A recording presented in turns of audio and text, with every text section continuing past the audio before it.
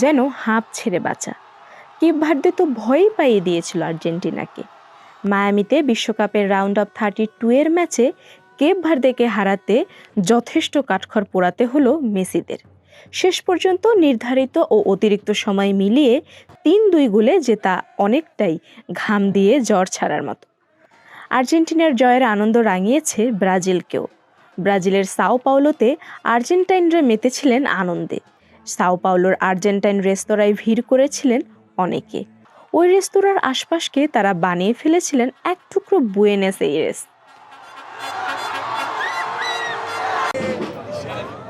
Cape ভার্দের বিপক্ষে ম্যাচটিতে অনিশ্চয়তার মধ্যে পড়ে গিয়েছিল আর্জেন্টিনা।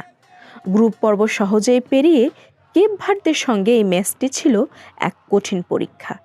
মাঠে নামার আগে কেউ বুঝতেই পারেননি কতটা কঠিন হতে চলেছে ম্যাচটি।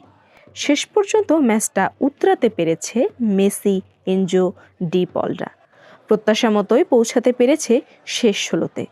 সারা দুনিয়ার মতোই ব্রাজিলের সাও পাওলো শহরের ওই রেস্তোরাঁয় উপস্থিত আর্জেন্টাইনরা এখন স্বপ্ন দেখছেন আর্জেন্টিনার আরও একটি বিশ্বকাপ শিরোপার।